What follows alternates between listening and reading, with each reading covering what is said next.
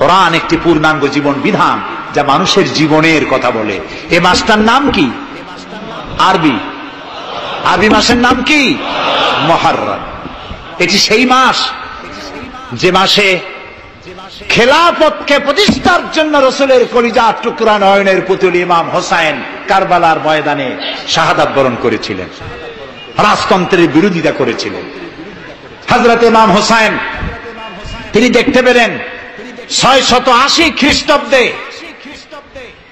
সিরিয়ার দামেস্কে এজিদ ক্ষমতা দখল করলো অগণতান্ত্রিক পদ্ধতিতে, এবং সরকারি মালের কোনো হিসাব নাই, অডিট নাই, স্বৈরাচারী কায়দায় তিনি ক্ষমতা দখল করে মদিনার আহলে বায়াত যারা মদিনার নেতৃবৃন্দকে তার আনুগত্য করার জন্য বাধ্য করল।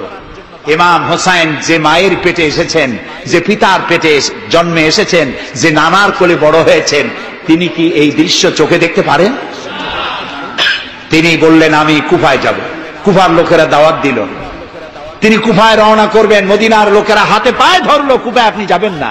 তিনি বললেন আমি কোন ক্রমে এজিদের বশ্যতা স্বীকার করব না, আমি এর বিরোধিতা করবই। মাত্র 72 জন লোক নিয়ে তিনি কুফার দিকে অগ্রসর হলেন।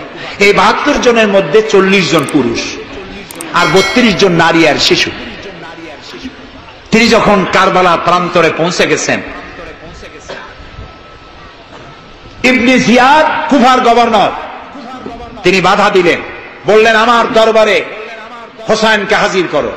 ইমাম হোসেন বললেন যে ব্যক্তি আল্লাহর আখিরাতকে অস্বীকার করেছে, রাসূলকে অস্বীকার করেছে, আমি তার সামনে জীবন থাকতে যাব না। রাতারাতি ইয়াজিদ 6000 সৈন্য পাঠিয়ে দিল। ইমাম হোসেনের সাথে লোক কত?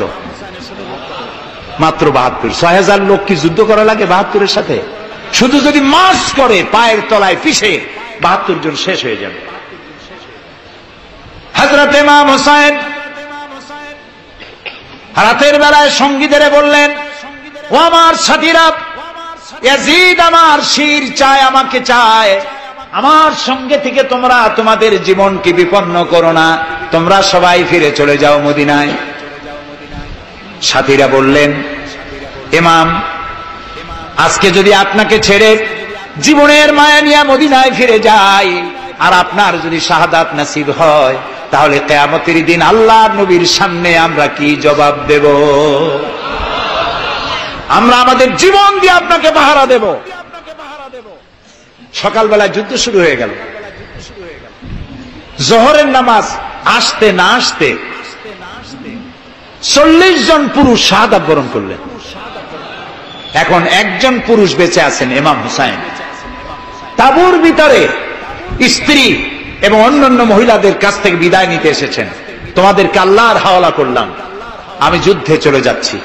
আমার চোখের সামনে আমার নানাজির দান্দান মোবারক শহীদ হওয়া ইসলাম, সাহাবীদের রক্ত দেওয়া, জীবন দেওয়া ইসলাম, খেলাফত মিটে যাবে পৃথিবী থেকে, রাজতন্ত্র প্রতিষ্ঠা হবে, আমার জীবন থাকতে আমি তা হতে দেব না। স্ত্রী এগিয়ে এলেন, বললেন হোসেন, জিহাদের ময়দানে থেকে আমি আপনাকে বিরত থাকতে বলবো না, তবে একটি দাবি আছে। এই যে ছোট্ট দুগ্ধপোষ্য শিশু, গত কয়েকদিন হলো ঘরে খাবার নাই, পানি নাই, আমার বুকে দুধও নাই, এই ছোট্ট বাচ্চাটিকে একটু পানির ব্যবস্থা করুন। ইমাম হোসেন কলিজার টুকরা সন্তানকে 2 হাতে উঁচু করে এজিদি সৈন্যদের সামনে এসেছেন। এজিদি সৈন্যরা, আমার হাতের দিকে তাকাও, এটি রাসূলের আওলাদ, আমার কলিজার টুকরা সন্তান।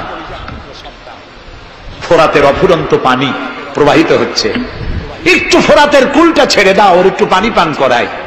আমার সাথে তোমাদের শত্রুতা থাকতে পারে, এই নিষ্পাপ বাচ্চার সাথে তো কোনো শত্রুতা থাকার কথা নয়। তার এই আবেগপূর্ণ কথা এজিদি সৈন্যদের কলিজা স্পর্শ করলো না। তারা বিষাক্ত তীর নিক্ষেপ করলো। ইমাম হোসেনের উঁচু করে ধরা বাচ্চার বুকের ভিতর থেকে বিষাক্ত তীর প্রবেশ করে বেরিয়ে গেল অপর প্রান্ত থেকে, রক্ত ফিনকি দিয়ে বেরিয়ে এলো।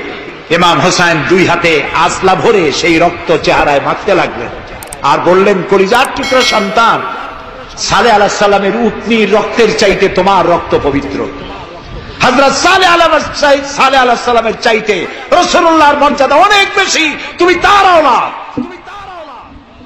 বাচ্চাকে কোলে করে নিয়ে স্ত্রীর কাছে গিয়ে বললেন, স্ত্রী এই নাও তোমার বাচ্চা, ঠান্ডা হয়ে গেছে, এমন পানি পান করেছে কিয়ামত পর্যন্ত পানি পানি বলে তোমারে আর বিরক্ত করবে না। ইমাম হোসেন লড়াই করলেন ময়দানে, বহু সংখ্যক সৈন্য হতাহত করে ফোরাতের কুল উন্মুক্ত করে ঘোড়ার পৃষ্ঠ থেকে নেমে এক আস্তা পানি তুলেছেন, পানি পান করবেন। মুখের কাছে যখন আকণ্ঠ তৃষ্ণার্ত পিপাসার্ত হোসাইন মুখের কাছে পানি নিয়েছেন, হঠাৎ ভেসে উঠল মনের পর্দায়, একটু আগে আমার কলিজার টুকরা সন্তান এই পানির অভাবে চলে গেল। 40 জন মানুষ বিদায় হলো, এক ফোঁটা পানি দিতে পারলাম না, এই পানি আমি কেমনে খাই? হাতের থেকে পানি পড়ে গেল। অশ্বের পৃষ্ঠে আরোহণ করলেন, চতুর্দিক থেকে তীর আর তরবারি আসতে লাগলো।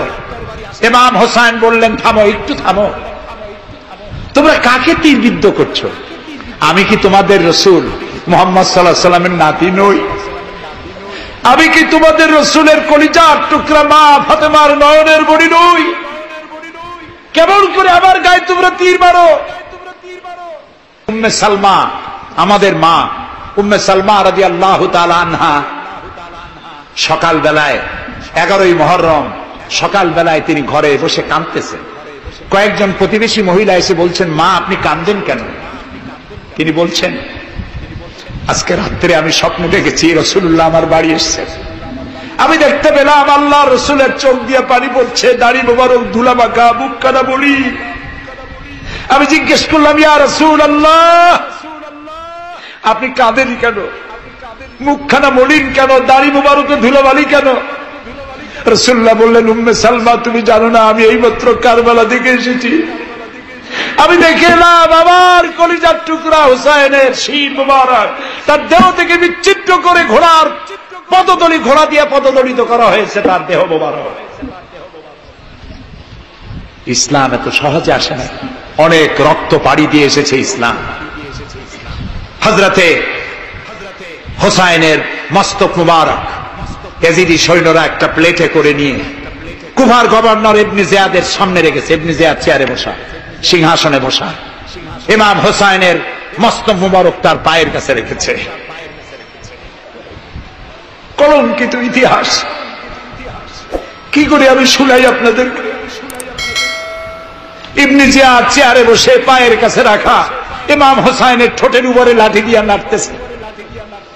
হযরত যায়েদ রাদিয়াল্লাহু তাআলা আনহু 80 বছর বয়স, তিনি বলছেন, ইবনে জিয়াদ এতক্ষণ যা করেছ মুখ বুজে সহ্য করেছি, কিন্তু এখন যেটা তুমি করতেছো পায়ের কাছে কার বাধা? তুমি যে ঠোঁটের উপরে লাঠি দিয়ে নাড়তেছো, আমি যায়েদ আমি দেখেছি রাসূলুল্লাহ 1000 বার এই মুখের উপরে চুমা খেয়েছে। তোমার বেয়াদবি বন্ধ করো। প্রিয় ভাই সব, রাজতন্ত্র নয়, পরামর্শ ভিত্তিক সমাজ ব্যবস্থা প্রতিষ্ঠার জন্য আল্লাহ তাআলা ইসলাম দিয়েছেন, দ্বীন দিয়েছেন। সেই জীবন ব্যবস্থা ইসলাম আজকে এই পৃথিবীতে মুসলমানদেরকে সন্ত্রাসী জাত হিসেবে চিহ্নিত করার জন্য, উগ্র জাতি হিসেবে, সহিংস জাতি হিসেবে, অগণতান্ত্রিক জাতি হিসেবে প্রমাণিত করার জন্য পাশ্চাত্য শক্তি তারা নবী করিম সাল্লাল্লাহু আলাইহি সাল্লামের ব্যঙ্গচিত্র এঁকে দুনিয়ায় ছড়িয়ে দিয়েছে। আজকে জুমার খুতবায় আমি কসাই মসজিদে বলেছিলাম, রাসূলুল্লাহর মাথার উপরে বোমা আকৃতির পাগড়ি বেঁধেছে, পাশে 2টা অর্ধনগ্ন মেয়ে লোক রেখেছে। নাউজুবিল্লাহ। তোদের মতো অসভ্য আছে পৃথিবীতে? ডেনমার্ক, আমেরিকা, ইউরোপ, তোমরাও কি মানুষের মতো কাজ করেছ? বিশ্ব নবী পৃথিবীতে সব দিয়েছেন, কিছু নেন নাই। তাকে অপমান করার অর্থ হচ্ছে মানব সভ্যতাকে অপমান করা। রাসূলকে অপমান করার ক্ষমতা কারো নাই। তার সম্মান পাহাড় সমান নয়, তার সম্মান আকাশ সমান নয়। রাসূলের সম্মান আল্লাহর আরশ পর্যন্ত।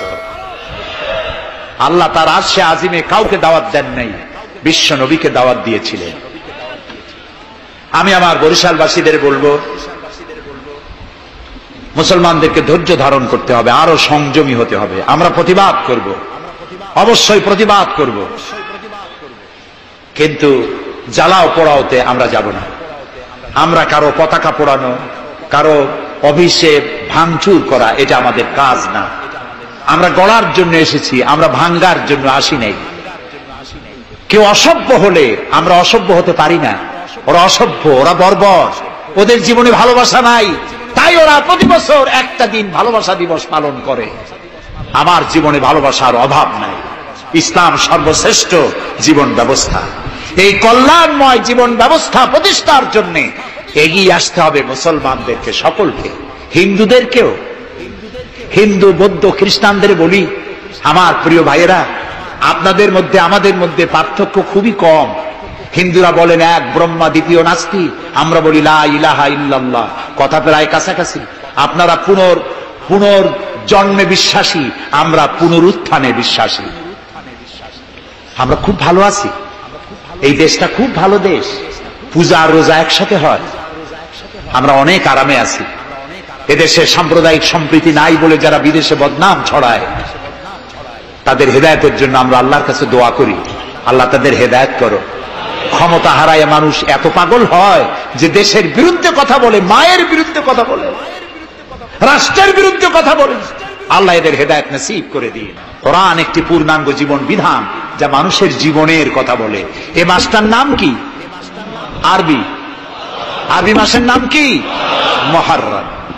এটি সেই মাস যে মাসে খেলাফতকে প্রতিষ্ঠার জন্য রাসূলের কলিজার টুকরা নয়নের পুতুল ইমাম হোসাইন কারবালার ময়দানে শাহাদাত বরণ করেছিলেন, রাজতন্ত্রের বিরোধিতা করেছিলেন। হযরত ইমাম হোসাইন তিনি দেখতে পেলেন 680 খ্রিস্টাব্দে সিরিয়ার দামেস্কে এজিদ ক্ষমতা দখল করলো অগণতান্ত্রিক পদ্ধতিতে। সরকারি মালের কোনো হিসাব নাই, অডিট নাই, স্বৈরাচারী কায়দায় তিনি ক্ষমতা দখল করে মদিনার আহলে বায়াত যারা মদিনার নেতৃবৃন্দকে তার আনুগত্য করার জন্য বাধ্য করল। ইমাম হোসাইন যে মায়ের পেটে এসেছেন, যে পিতার পেটে জন্মে এসেছেন, যে নানার কোলে বড় হয়েছেন, তিনি কি এই দৃশ্য চোখে দেখতে পারেন? তিনি বললেন আমি কুফায় যাব। কুফার লোকেরা দাওয়াত দিল, তিনি কুফায় রওনা করবেন। মদিনার লোকেরা হাতে পায়ে ধরলো, কুফায় আপনি যাবেন না। তিনি বললেন আমি কোন ক্রমে এজিদের বশ্যতা স্বীকার করব না, আমি এর বিরোধিতা করবই। মাত্র 72 জন লোক নিয়ে তিনি কুফার দিকে অগ্রসর হলেন। এই 72 জনের মধ্যে 40 জন পুরুষ আর 32 জন নারী আর শিশু। তিনি যখন কারবালা প্রান্তরে পৌঁছে গেছেন, ইবনে জিয়াদ কুফার গভর্নর, তিনি বাধা দিলেন, বললেন আমার দরবারে হোসাইনকে হাজির করো। ইমাম হোসাইন বললেন যে ব্যক্তি আল্লাহর আখিরাতকে অস্বীকার করেছে, রাসূলকে অস্বীকার করেছে, আমি তার সামনে জীবন থাকতে যাব না। রাতারাতি ইয়াজিদ 6000 সৈন্য পাঠিয়ে দিল। ইমাম হোসাইনের সাথে লোক কত? মাত্র 72। 6000 লোক কি যুদ্ধ করা লাগে 72-এর সাথে?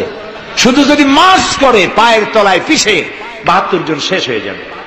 হযরত ইমাম হোসাইন রাতের বেলায় সঙ্গীদের বললেন, ও আমার সাথীরা, ইয়াজিদ আমার শির চায়, আমাকে চায়, আমার সঙ্গে থেকে তোমরা তোমাদের জীবনকে বিপন্ন করো না, তোমরা সবাই ফিরে চলে যাও মদিনায়।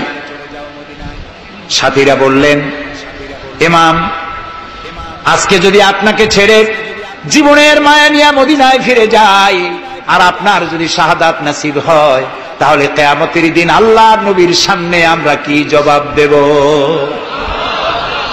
আমরা আমাদের জীবন দিয়ে আপনাকে পাহারা দেব। সকালবেলা যুদ্ধ শুরু হয়ে গেল। জোহরের নামাজ আসতে না আসতে 40 জন পুরুষ শাহাদাত বরণ করলেন। এখন একজন পুরুষ বেঁচে আছেন, ইমাম হুসাইন। তাঁবুর ভিতরে স্ত্রী এবং অন্যান্য মহিলাদের কাছ থেকে বিদায় নিতে এসেছেন।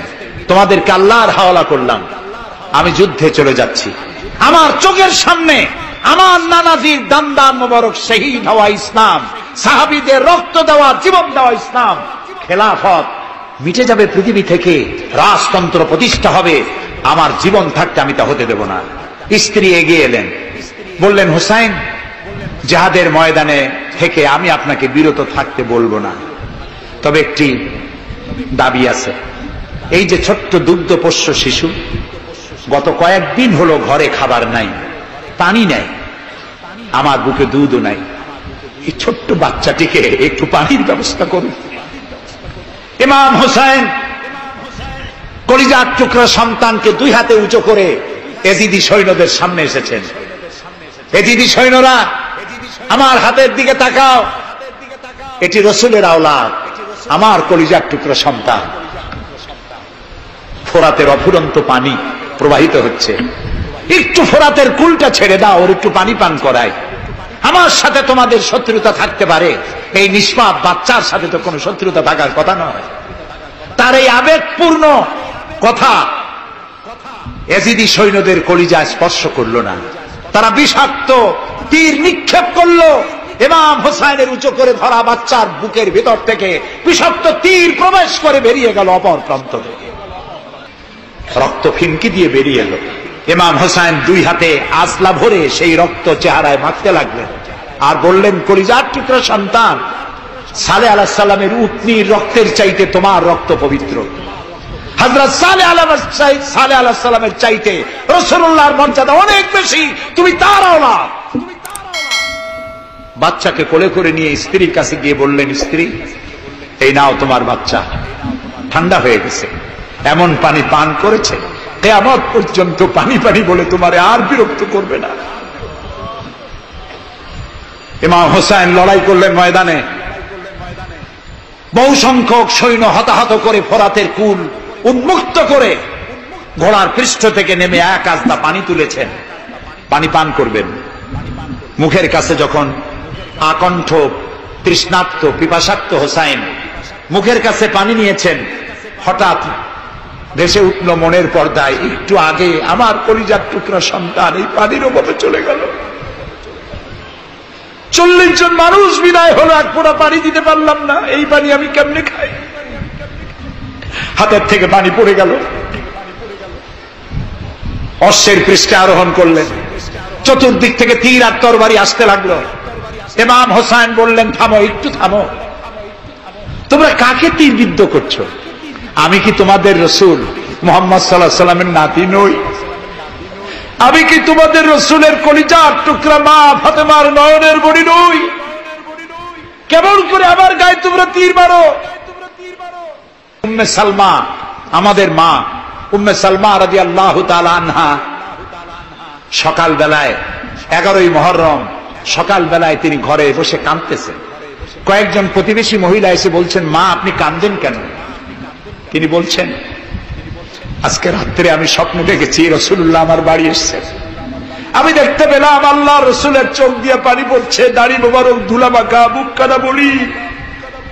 আমি জিজ্ঞেস করলাম, ইয়া রাসূলুল্লাহ, আপনি কাঁদেন কেন? মুখখানা মলিন কেন? দাড়ি মোবারকে ধুলাবালি কেন? রাসূলুল্লাহ বললেন, উম্মে সালমা, তুমি জানো না আমি এইমাত্র কারবালা থেকে এসেছি, আমি দেখে এলাম আমার কলিজার টুকরা হুসাইনের শির মোবারক তার দেহ থেকে বিচ্ছিন্ন করে ঘোড়ার পদতলি, ঘোড়া দিয়ে পদদলিত করা হয়েছে তার দেহ মোবারক। ইসলাম এত সহজে আসে না, অনেক রক্ত পাড়ি দিয়ে এসেছে ইসলাম। হযরতে হুসাইনের মস্তক মুবারক এজিদি সৈন্যরা একটা প্লেটে করে নিয়ে কুফার গভর্নর ইবনে জিয়াদের সামনে রেখেছে। ইবনে জিয়াদ চেয়ারে বসা, সিংহাসনে বসা, ইমাম হুসাইনের মস্তক মুবারক তার পায়ের কাছে রেখেছে। কলঙ্কিত ইতিহাস, কি করে আমি শুনাই আপনাদের?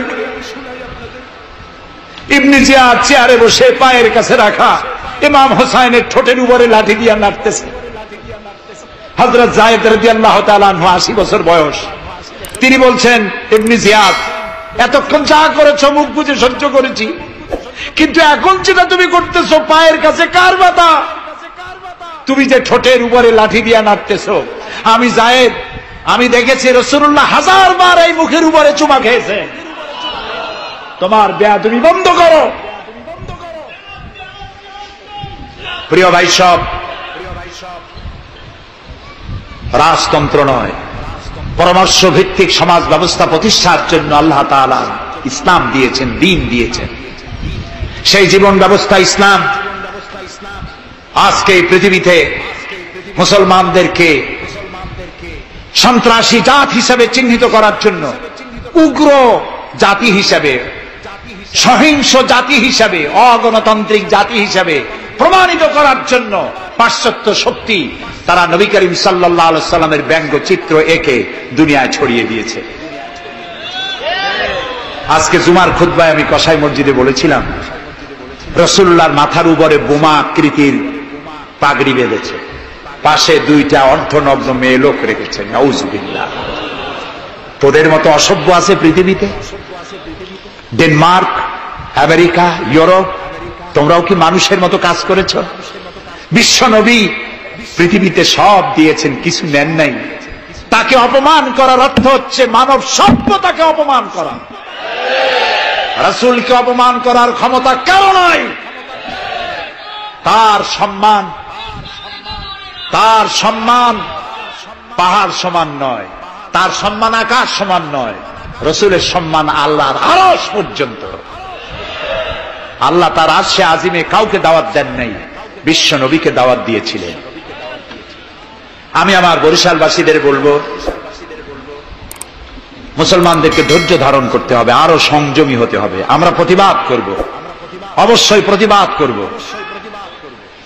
কিন্তু জ্বালাও পোড়াওতে আমরা যাব না। আমরা কারো পতাকা পোড়ানো, কারো অফিসে ভাঙচুর করা, এটা আমাদের কাজ না।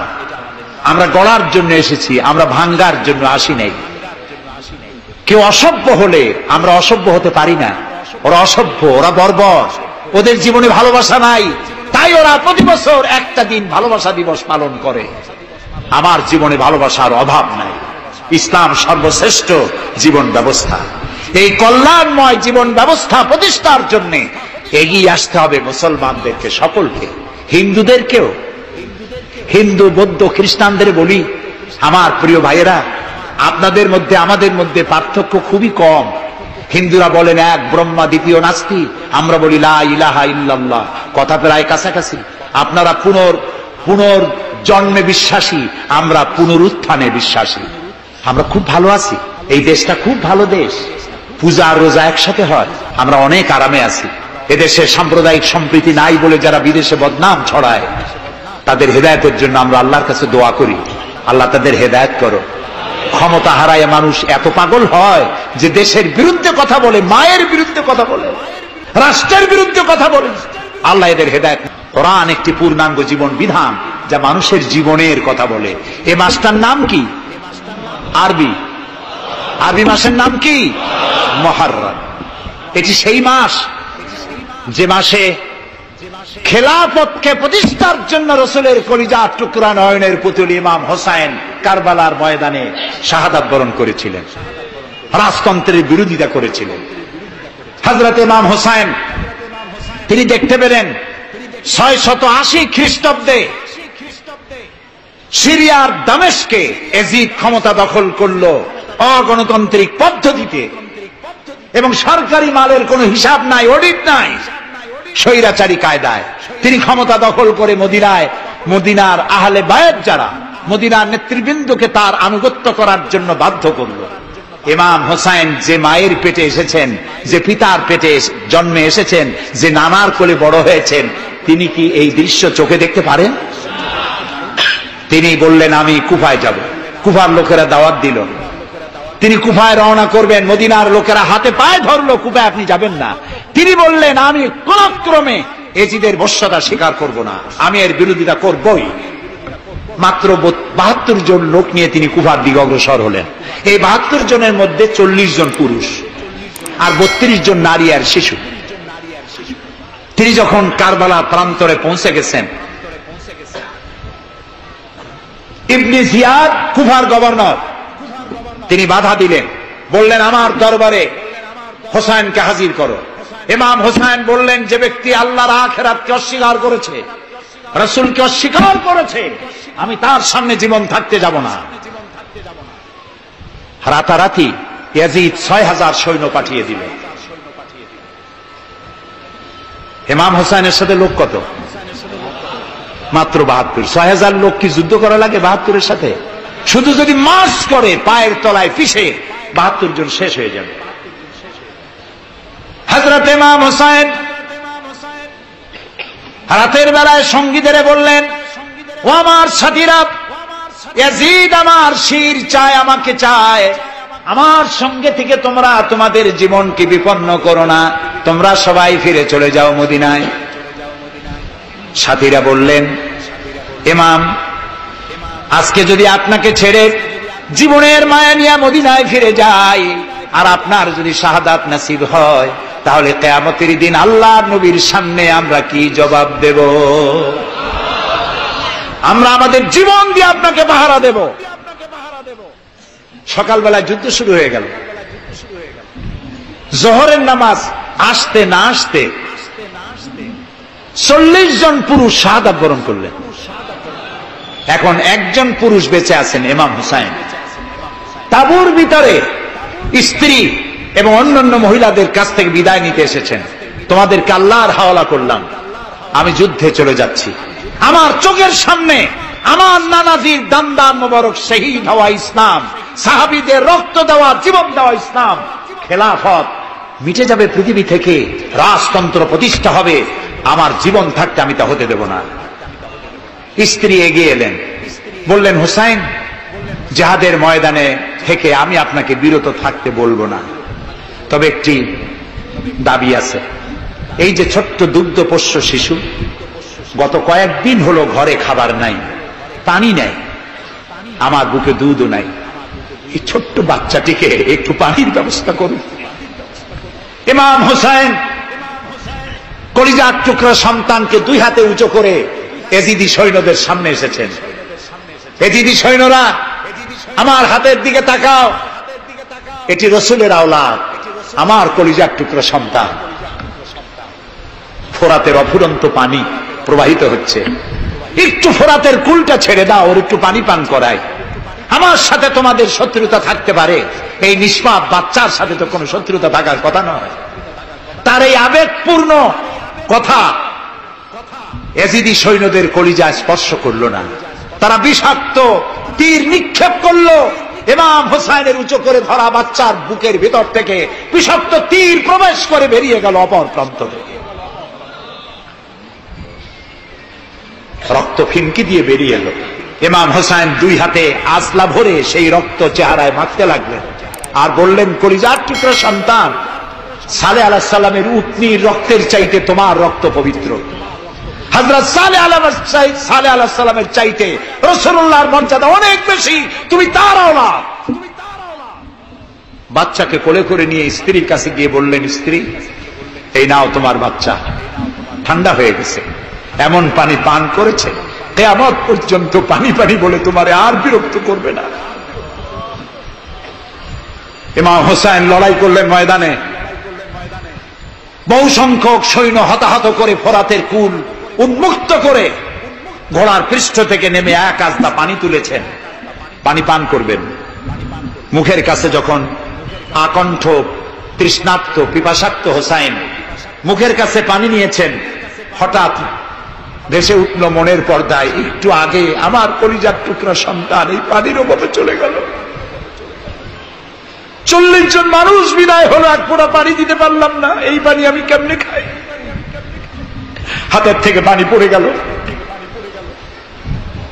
অশ্বের পৃষ্ঠে আরোহণ করলেন, চতুর্দিক থেকে তীর আর তরবারি আসতে লাগলো।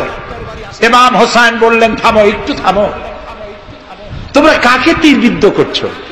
আমি কি তোমাদের রসুল মুহাম্মদ সাল্লাল্লাহু আলাইহি সাল্লামের নাতি নই? আমি কি তোমাদের রসুলের কলিজার টুকরা মা ফাতেমার নয়নের মণি নই? কেমন করে আমার গায়ে তোমরা তীর মারো? উম্মে সালমা, আমাদের মা উম্মে সালমা রাদিয়াল্লাহু তাআলা আনহা, সকাল বেলায় 11ই মুহররম সকাল বেলায় তিনি ঘরে বসে কাঁদতেছেন। কয়েকজন প্রতিবেশী মহিলা এসে বলছেন, মা আপনি কাঁদেন কেন? তিনি বলছেন, আজকে রাত্রে আমি স্বপ্ন দেখেছি রাসূলুল্লাহ আমার বাড়ি এসেছেন, আমি দেখতে পেলাম আল্লাহ রসুলের চোখ দিয়ে পানি পড়ছে, দাড়ি মোবারক ধুলা মাখা, বুক কাটা বলি। আমি জিজ্ঞেস করলাম, ইয়া রাসূলুল্লাহ, আপনি কাঁদেন কেন? মুখখানা মলিন কেন? দাড়ি মুবারকে ধুলোবালি কেন? রাসূলুল্লাহ বললেন, উম্মে সালমা, তুমি জানো না আমি এইমাত্র কারবালা থেকে এসেছি। আমি দেখে এলাম আমার কলিজার টুকরা হুসাইনের শির মুবারক তার দেহ থেকে বিচ্ছিন্ন করে ঘোড়ার পদতলি, ঘোড়া দিয়ে পদদলিত করা হয়েছে তার দেহ মুবারক। ইসলাম এত সহজে আসে না, অনেক রক্ত পাড়ি দিয়ে এসেছে ইসলাম। হযরতে হুসাইনের মস্তক মুবারক ইয়াজিদি সৈন্যরা একটা প্লেটে করে নিয়ে কুফার গভর্নর ইবনে জিয়াদের সামনে রেখেছে। ইবনে জিয়াদ চেয়ারে বসা, সিংহাসনে বসা, ইমাম হুসাইনের মস্তক মুবারক তার পায়ের কাছে রেখেছে। কলঙ্কিত ইতিহাস। কি করে আমি শুনাই আপনাদের? ইবনে জিয়াদ চেয়ারে বসে পায়ের কাছে রাখা ইমাম হুসাইনের ঠোঁটের উপরে লাঠি দিয়ে নাড়তেছে। হযরত যায়েদ রাদিয়াল্লাহু তাআলা আনহু 80 বছর বয়স। তিনি বলছেন, ইবনে জিয়াদ, এতক্ষণ যা করেছো মুখ বুজে সহ্য করেছি, কিন্তু এখন যেটা তুমি করতেছো পায়ের কাছে কার ব্যথা? তুমি যে ঠোঁটের উপরে লাঠি দিয়ে নাড়তেছো, আমি যায়েদ, আমি দেখেছি রাসূলুল্লাহ 1000 বার এই মুখের উপরে চুমা খেয়েছে। তোমার বেয়াদবি বন্ধ করো। প্রিয় ভাই সব, রাজতন্ত্র নয়, পরামর্শ ভিত্তিক সমাজ ব্যবস্থা প্রতিষ্ঠার জন্য আল্লাহ তাআলা ইসলাম দিয়েছেন, দ্বীন দিয়েছেন।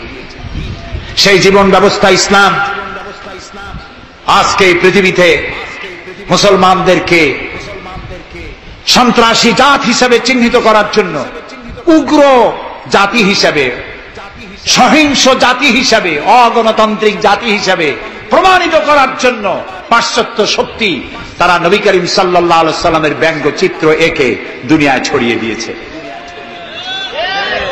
আজকে জুমার খুতবায় আমি কসাই মসজিদে বলেছিলাম, রাসূলুল্লাহর মাথার উপরে বোমা আকৃতির পাগড়ি বেঁধেছে, পাশে 2টা অর্ধনগ্ন মেয়ে লোক রেখেছে। নাউজুবিল্লাহ। তোদের মতো অসভ্য আছে পৃথিবীতে? ডেনমার্ক, আমেরিকা, ইউরোপ, তোমরাও কি মানুষের মতো কাজ করেছ? বিশ্ব নবী পৃথিবীতে সব দিয়েছেন, কিছু নেন নাই। তাকে অপমান করার অর্থ হচ্ছে মানব সভ্যতাকে অপমান করা। রাসূলকে অপমান করার ক্ষমতা কারো নাই। তার সম্মান পাহাড় সমান নয়, তার সম্মান আকাশ সমান নয়। রাসূলের সম্মান আল্লাহর আরশ পর্যন্ত। আল্লাহ তার আরশে আজিমে কাউকে দাওয়াত দেন নাই, বিশ্ব নবীকে দাওয়াত দিয়েছিলেন। আমি আমার বরিশালবাসীদের বলবো, মুসলমানদেরকে ধৈর্য ধারণ করতে হবে, আরো সংযমী হতে হবে। আমরা প্রতিবাদ করব, অবশ্যই প্রতিবাদ করব, কিন্তু জ্বালাও পোড়াওতে আমরা যাব না। আমরা কারো পতাকা পোড়ানো, কারো অফিসে ভাঙচুর করা, এটা আমাদের কাজ না। আমরা গড়ার জন্য এসেছি, আমরা ভাঙ্গার জন্য আসি নাই। কেউ অসভ্য হলে আমরা অসভ্য হতে পারি না। ওরা অসভ্য, ওরা বর্বর, ওদের জীবনে ভালোবাসা নাই, তাই ওরা প্রতি বছর একটা দিন ভালোবাসা দিবস পালন করে। আমার জীবনে ভালোবাসার অভাব নাই। ইসলাম সর্বশ্রেষ্ঠ জীবন ব্যবস্থা। এই কল্যাণময় জীবন ব্যবস্থা প্রতিষ্ঠার জন্য এগিয়ে আসতে হবে মুসলমানদেরকে, সকলকে, হিন্দুদেরকেও। হিন্দু, বৌদ্ধ, খ্রিস্টানদের বলি, আমার প্রিয় আছি, এদেশে সাম্প্রদায়িক সম্প্রীতি নাই বলে যারা বিদেশে বদনাম ছড়ায়, তাদের হেদায়েতের জন্য আমরা আল্লাহর কাছে দোয়া করি, আল্লাহ তাদের হেদায়েত করো। ক্ষমতা হারায় মানুষ এত পাগল হয় যে দেশের বিরুদ্ধে কথা বলে, মায়ের বিরুদ্ধে কথা বলে, রাষ্ট্রের বিরুদ্ধে কথা বলে। আল্লাহ এদের হেদায়েত নসিব করে দিন। এরকম নিত্য নতুন ভিডিও পেতে আমাদের সাথে থাকুন এবং চ্যানেলটিকে সাবস্ক্রাইব করতে ভুলবেন না। Thank you.